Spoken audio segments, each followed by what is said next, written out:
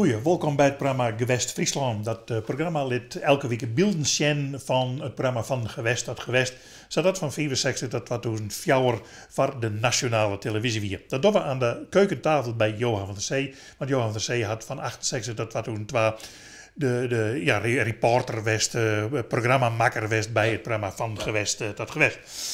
En dus kom je dan alle geweldige Friese dingen te zien, zoals de Recreanen. Dat hiette toen nog, of de Doe-Recreanen. Nou is het Boot Holland. Ja. Boot Holland. Ja, dat is een hele vreemde naam, maar goed. Dat is, ja. En dan kom je in een Frieslandhal te lonen. En zo die beelden die krijgen we direct te zien. En dan krijg ik toch iets mankelijks van dat er al hier net meer. Dat is, ik bedoel, dat is een mooie sfeer. Dat Ja, is, ja. en Veemerk is het natuurlijk nog wel. Ja. En dit winnen dus de man die dit dienen, dat winnen de Fjouwer cafébazen, die vroeger nog aan de tweebaksmarkt, de oude Veemerks. Ja, de Lange Streek. De Lange Marktstraat. Ja, Lange Marktstraat. Goes en Boekema's. Die Boekema, Prins, die man, die organiseerden dit. Ja. En die moesten binnen de klasterkeren van het veemerk naar tentoonstelling. En dat weer heel spannend. En wij in de uitsturing gingen we heel in titels de tijden erbij staan. Dat is juist nou net. Nee. En dat is een beetje spijtig, maar... Ja. Maar reken niet maar dat het, want het moest altijd heel bruin hastig. Lift het maar eens zien. Jongen, je 74 de opbouw van de Recreana doet.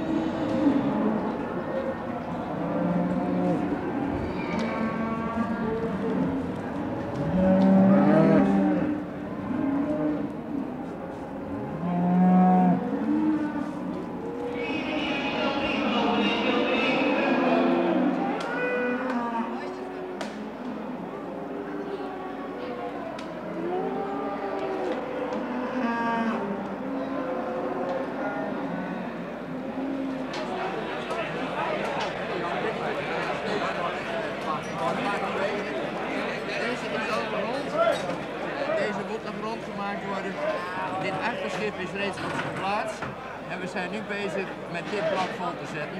Ik veronderstel dat we met een uur ongeveer de zaak helemaal afgerond hebben. Komt het met hem hier, die hoek? Die staat helemaal op zijn plaats. Ja.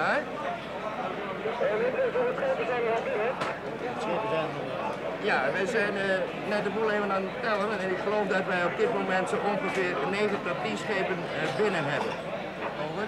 Over. Hoeveel schepen komen er nog, denkt u? Nou, dat is natuurlijk zo dat wij in ieder geval door de dag altijd nog een 7 tot 80 grote schepen moeten ontvangen. Maar wij moeten nu na 1 uur zullen we toch even rustig aan moeten doen, want wij moeten nu aanzien zien dat we natuurlijk de hele hal ten opzichte van de veemarkt vrij en schoon krijgen. Dus we krijgen aanzien 2 rusturen. Over. Oké, bedankt. Dat is iets. En die veemarkt is toch wel een geweldige belemmering, lijkt me, voor de opbouw. Uiteraard. De veemarkt u heeft dit vandaag zelf mee beleefd, dat natuurlijk de veemarkt voor ons een onvoorstelbare belemmering is.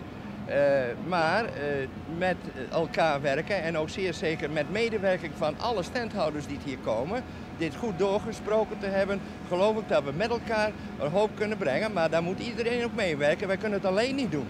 Is zo'n veemarkthal een geschikte tentoonstellingshal? Het is niet een geschikte tentoonstelling. Maar we hopen in de toekomst dat ook onze gemeente hier daar ook eens aandacht aan gaat besteden. Dat deze voorzieningen uiteraard er straks met enkele jaren beter uit zullen komen. En dat we meer van dergelijke manifestaties hier in deze hal kunnen brengen.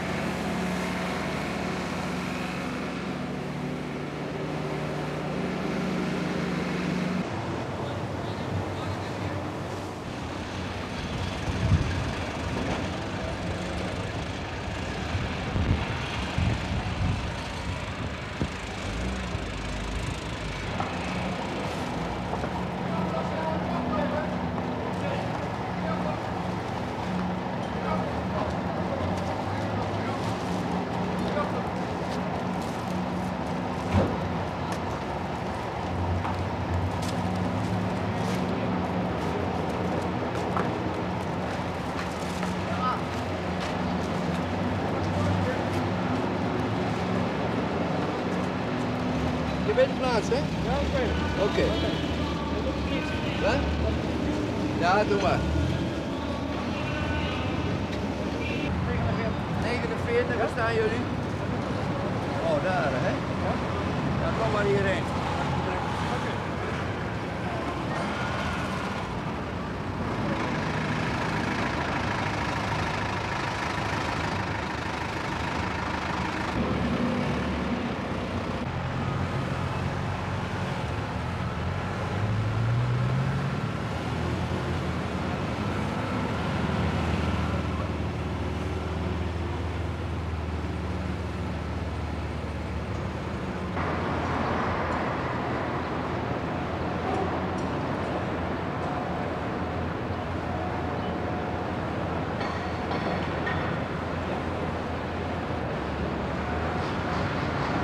Ik zal u vertellen, we zijn 1,5 uur op het schema voor. Dat loopt voortreffelijk. Loopt voortreffelijk. Wat zijn nu over het algemeen de grootste moeilijkheden? Er zijn geen moeilijkheden. Helemaal niet. De standhouders zijn leuk onder elkaar en het wordt fatsoenlijk opgelost. Problemen, u ziet geen ruzies niet, geen woorden. Dat loopt allemaal fantastisch. U ziet er nog vrij opgewekt uit. Hoe laat bent u vanochtend opgestaan? Vanmorgen om 2 uur. Gisteravond om 12 uur erin. Zondagmorgen om 1 uur of 5 zie ik mijn bed wel weer eens een keer. Maar is niet erg. Ik doe het voor mijn plezier. Meent u dat Maar ik werkelijk? verdien er ook een kleinigheid aan. Mag u ook wel weten. Hoe bedoelt u dat? Nou, qua restauraties. Maar dit is opgezet met ons 5 als restaurateurs. We zijn een immense grote Frieslandhal. Daar moet iets mee gebeuren. En we hebben er met elkaar 500 gulden ingestoken voor 9 jaar terug. Nou ja, u ziet wat hier gebeurt. Maar is het eigenlijk niet een vak, zo'n tentoonstelling organiseren? Leren. En wij hebben de leermeester gehad, meneer Kleiboer van de voormalige Frisianen, toen de hal hier geopend werd. Van die man hebben wij veel geleerd. Dat is inderdaad waar. En nou ja, we pionieren verder, alleen wij zien in de toekomst dat de hal te klein wordt. En het ongelukkig is, ja, het is een veemarkt, daar zijn we natuurlijk wel blij mee. Maar voor dit soort dingen is het eigenlijk niet helemaal 100% geschikt. En wij hopen alleen maar in de toekomst dat het gemeentebestuur welwillend is om hier nog eens een keer een evenementenhal te brengen. Dat we meer tentoonstellingen kunnen houden. Sorry, dat... Ja, doe maar. Pakt u maar hoor, dat is voor u.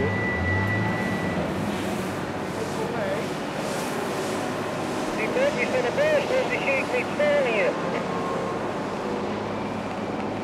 Wat zeg jij? Welke boot niet? Van Otterdam, van de beursgrond in dat hoekje, die zie ik niet staan. Nee, beste jongen, die staan buiten al om het hoekje. Oké, die binnen. Ze hebben mij opgeroepen hoe lang het was. Het Ja, was 7 oké. meter. Ja, daar. En de politie was 8 meter En daarna komt u met 7 meter. En dan blijft er nog 6 meter over Van welke? voor die bonificatie. 7 meter. Ja. En hoe is die standnaam? Nee, dat is dan de Volkswagen.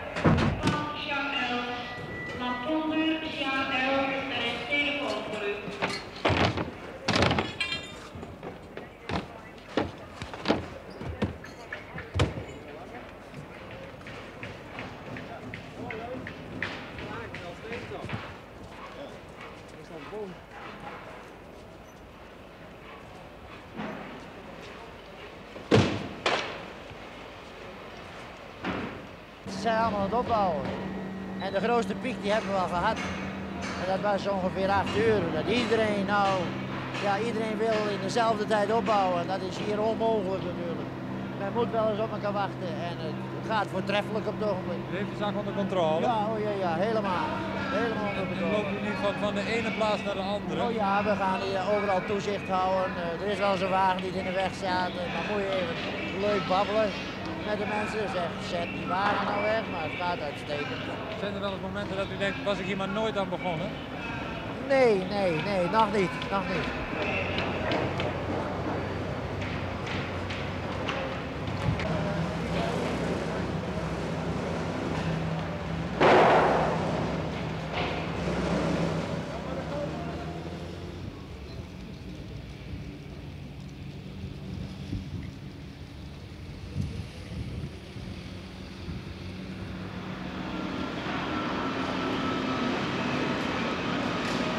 Gisteravond om 3 was er niemand meer in de hal en vanmorgen om 7 uur kwamen we weer om op te bouwen. Nou, die mensen zijn allemaal klaar. Wat kost het u nu aan tijd? Ja, wij beginnen in oktober te plannen. Hè. Dan dit en dat allemaal aanschrijven en dan zeiden ze allemaal, het komen wel, maar de mensen tegenwoordig zo gemakkelijk zeggen, het komt wel. En we komen alle jaren, we komen weer. En de laatste weken dan moeten we naar bellen, jongens, je moet er komen, anders heb ik geen plek voor je. Het is wel druk hoor. Dan is de zaak al oké. Het is mooi opgeschoten. Mooi, klaar.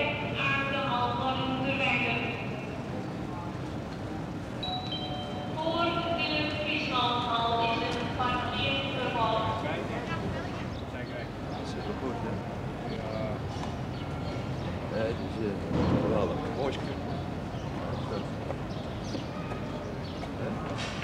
Dit gaan we in de markt, hè?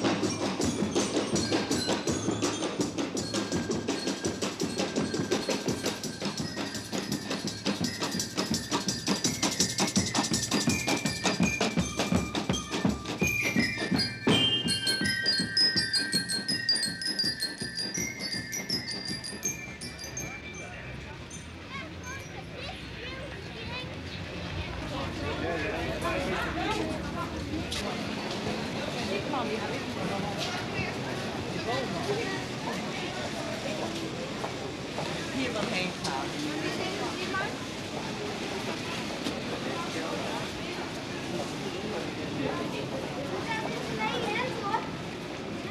Kei, stront en dan glimmende bootjes en wethouder Weide, oud-wethouder van letterlijk een burgemeester in Meerenbudden. Ja. Die iepen het al jaar, maar het weer duidelijk dat dat eigenlijk net meer sakoe op die manier. Nee. En dan denk je dat er wat verhoor is.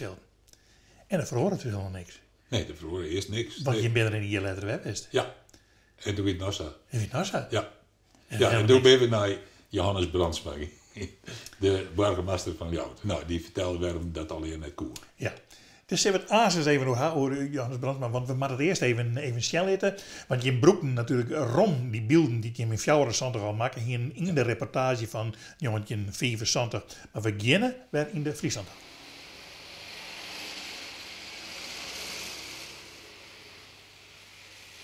De Frieslandhal in Leeuwarden. Een van de grootste overdekte veemarkthallen van ons land.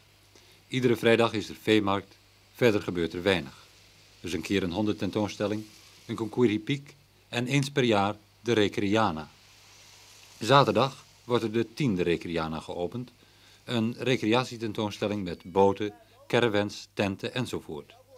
De Grote Frieslandhal is zelfs te klein geworden voor deze tentoonstelling, zodat er voor het eerst extra tenten bijgebouwd moesten worden. Ja, en de brandvoorziening, dat moeten we wel even goed benadrukken, jongens, hoor. De brandweer is bij mij geweest, die komen op elke hoek en komen overal brandblusapparaten, van hunzelf. Dat is ook geregeld, gisteren doorgesproken. Ja. Komt helemaal klaar. Nou, ik geloof niet dat we verder problemen hebben. Dan ga ik eerst weer de hal in. Want we moeten dat achterhoekje nog uitlijnen, hè? Ja. En dan gaan we verder met en dan lijnen we nog eventjes vanmiddag die bijhallen eruit. Dat moet wel rond worden. Het grote verschil in de eerste tentoonstelling is dat wij toen gewerkt hebben met 43 standhouders met een bezoekersaantal van 15.000 mensen. We zijn nu aan de 10e Recreana toe, die het ons gebracht heeft bijna 300 standhouders, waardoor wij hier een verwachting hebben dat wij toch tussen de 80 en de 100.000 mensen mogen ontvangen. Het grote probleem van alle Recreana's is geweest dat de tentoonstelling binnen 22 uur helemaal moet worden opgebouwd. Vrijdags om 1 uur verlaat de laatste koe de hal, die dan nog helemaal moet worden schoongemaakt, zodat er pas om 4 uur de eerste boten en caravans kunnen worden binnengelaten. Niet een geschikte tentoonstelling. Daar bedoel ik mee dat de voorzieningen van een tentoonstelling natuurlijk heel anders liggen dan een veemarkt. Een veemarkt die is een kwestie van balies en ruimte voor het vee. Maar als wij een tentoonstelling creëren, dan moeten wij denken aan garderobes, we moeten denken aan verwarming in de Frieslandhal. We moeten bepaalde ruimte kunnen afdekken en afschutten, dat we kleinere en grotere tentoonstellingen kunnen houden. Ik geloof dat dit toch wel een punt is dat wij hopelijk met de gemeente toch wel eens een klein babbeltje op mogen hebben. Dat wij kunnen zeggen van goed, wij zien het zo, wij menen dat we nu 9 jaar, 10 jaar ervaring hebben. En wij willen ons best wel doen om dit zoveel mogelijk voor deze provincie Friesland uit te dijen met alle tentoonstellingen die hier maar mogelijk zijn. Trachten dus in elkaar te doen lopen, het gebruik van deze Frieslandhal als veemarkt en er ook allerlei grote evenementen, zoals die Recreana die nu op stapel staat, om die daar te kunnen doen plaats hebben met meer comfort dan op dit ogenblik inderdaad het geval is. Maar de mogelijkheden zijn daar stellig aanwezig en die gaan we ook realiseren, dat zijn we stellig van plan. Dat duurt nog even, begrijp ik. Ja, wij hebben prioriteiten moeten stellen, dat is voor een bestuur altijd moeilijk. De mensen willen veel, logisch, begrijpelijk. Maar wij zijn ook, net als een particulier gezin, zijn wij in onze middelen beperkt. We moeten prioriteiten stellen en de evenementenhal zal aan de beurt komen nadat wij de harmonie, waar we nu mee bezig zijn, klaar hebben.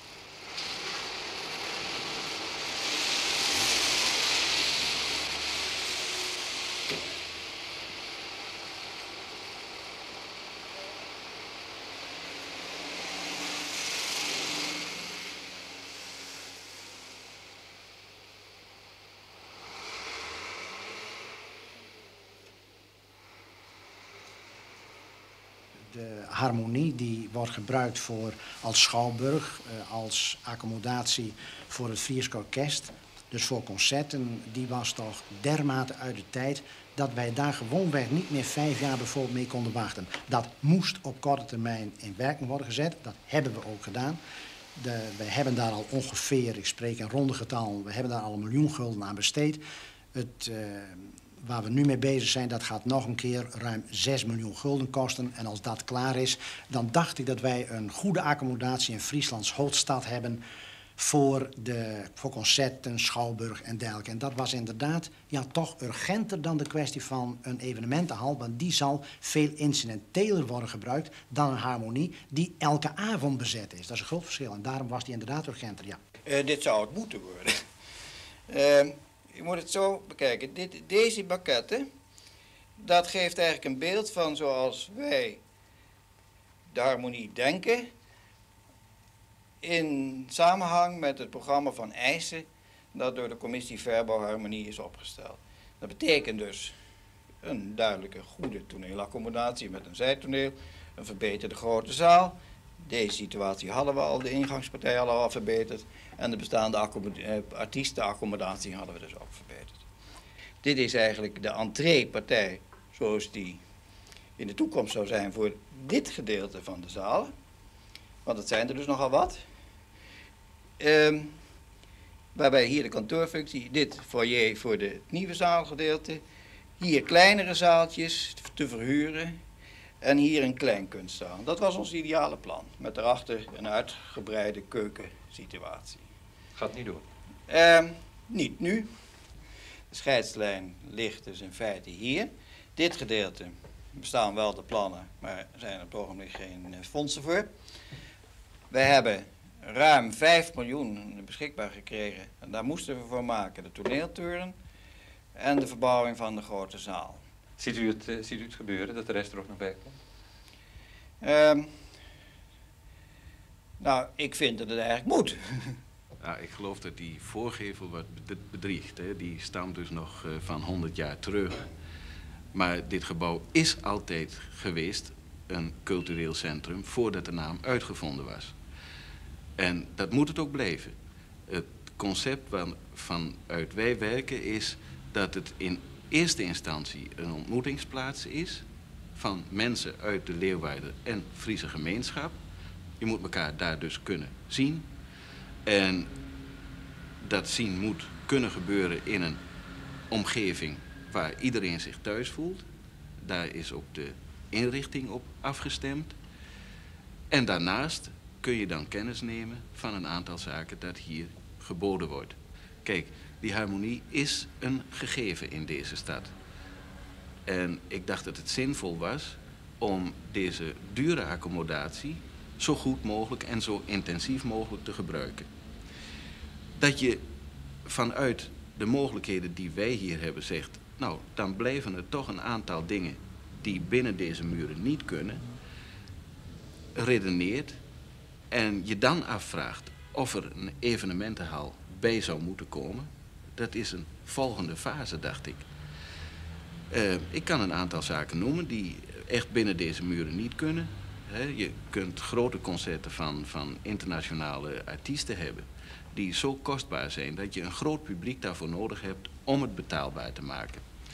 De vraag is hoeveel van zulke soort evenementen kan Leeuwarden verwerken om de investering in zo'n evenementenhal weer min of meer rendabel te maken. Of je zou tot de conclusie kunnen komen dat je zegt, dat is voor Leeuwarden financieel een zo zware belasting dat we voor die exclusieve zaken de mensen liever de weg naar de evenementenhal, bijvoorbeeld in Groningen, wijzen. En dan eindig je in de harmonie, ja, met directeur Ter Horst van de harmonie waar verbouwd, het gebouw wat het nou is. Ja. En dan wie iedereen benauwd dat het eigenlijk net zo, dat alles wel, hoe dat wel uit, hier dat wel rendement, als je al die zeelen in Leeuwarden hier. Geen idee van wat er letterlijk gebeuren zou. Nee, maar het ging wel uit. Nee. Makkelijk uit. Dat is, alles had toch plak. Dat is, ja. Maar dan komt het. Burgemeester Johannes Brandsma zit daarin. Toen hoorde ik haast op, denk ik. Maar er spreekt helemaal geen ambitie uit die man. Nee. Maar dat hier er echt net zo bot nevens bij. Dat wil je ook wel een goede bestuurder. Ja, hij ziet nachten boven al je te werken om alle papieren goed naar te zien. Ja, maar ik bedoel, daar zit geen louter ambitie in die er nou wel is. Ja, zeker. Dat is een verschil. Dat is een heel groot verschil. En dat merk je dus aan dat interview met Johannes Brandsma. Ja, over het gewone huishouding en dat soort dingen. Ja. En net groot thuis van, we moeten dat bij die Recreanen verhoren en we moeten dat bij de harmonie. Nee, het moest allemaal van Lieds en ja. Maar hij had de voetbalvereniging Stiers opricht. Die doet er nog in Stiers binnen. Ja. Dat is een van zijn grootste dieren, denk ik, van Johannes Brandsma. Maar dat weet ik niet. Ik zal er net altijd diep op ingaan, want dat we een lange periode in Leeuwarden altijd om dezelfde inwonertal zitten bleef. En eigenlijk wordt een gebrek aan ambitie hier. En dat is nou volslaan in oer. En zo kan je dan uit verliezen zijn in het programma van gewest tot gewest bij Gewest Friesland. En dan weet je dat het al hier Sint-Wurg toch oors is.